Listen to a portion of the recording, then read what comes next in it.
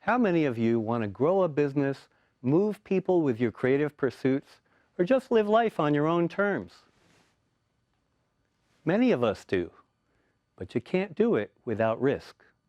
The good news is that luck favors risk takers. That's why biographies of successful people are filled with stories of the chances they took. But it's something I had to learn. When I was younger, I used to put off my dreams. Next year, I'll get serious with my music. Next year, I'll turn my passion into my profession. But next year came and went. I was in a rut. Anyone been there?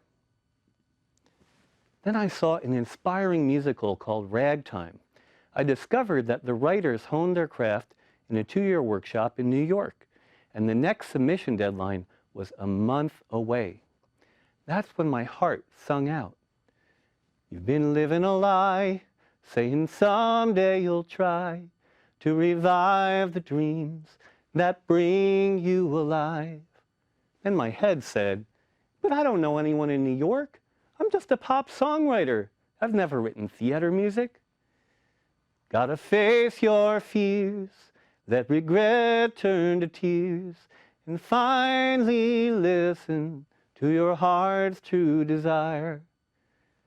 But I'm afraid to give up my rent-controlled apartment here in Berkeley.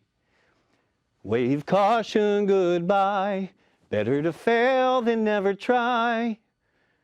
Okay, I sent in my demo CD, and today I got this letter. Dear Trevor, out of 500 submissions, 44 people were accepted. Trevor, congratulations. Today is the day. Surrender to faith, live your life fearless and fulfilled. So I listened to my heart. I took the chance. Was it worth it? Well, first, that workshop was super inspiring. It led me to win awards, get my songs on Pandora Radio, and collaborate with hit songwriters. And that's not the only chance that paid off. 2 years after landing in New York, my condo was worth $170,000 more than I paid. Was I lucky? Sure, but only because I took a chance. By then, I was convinced luck favors risk takers, doesn't it? Well, that's not what happened next. The next summer, I put up a one-page website called veganrecipes.com. Overconfident, I spent thousands of dollars buying traffic, but I couldn't monetize it. When I returned to California, I rented my New York condo from afar, pulled out the equity, and used it as the down payment on a rundown triplex in Oakland. Then I took out a second mortgage, moved into the top unit, and rented the bottom two. Well, after the 2008 housing crash, my triplex was worth 2/3 of what I owed.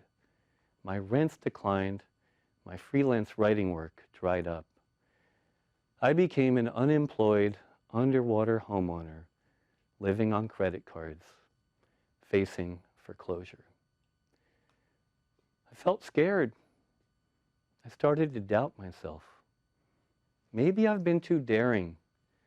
Maybe my lucky streak is over. But then something weird happened. That little vegan site I started on a whim became my saving grace. Back when I was gung-ho driving traffic to the site, Google took notice and ranked my little site number 3 under the phrase vegan recipes. Over the next few years, 23,000 vegans joined my email list. Was I lucky? Sure, but only because I took a chance. Well, I dreamed of turning my passion for vegan health into a membership site, but I had no idea if anyone would pay for it. The web designer was expensive, and I was almost out of credit. Yet my heart sung out, bring it on, bring what you're afraid of, and you'll find out what you're really made of. So I threw a Hail Mary. You make your own luck, Don't give up till your dreams appear. I used the last of my credit lines to bootstrap the Vegetarian Health Institute. 7 years later, when I sold my institute, it had thousands of paying students and occasional six-figure months. Was I lucky? Sure, but only because I took a chance. Eventually, my underwater real estate made an amazing comeback. And that's when it hit home. Some chances test your will before they pay off. You just have to hang in long enough to see them through. You know, not every chance pays off. But if you never take a chance, you'll never know. What risk can you take to get closer to your dreams? Listen to your heart, because luck favors risk takers.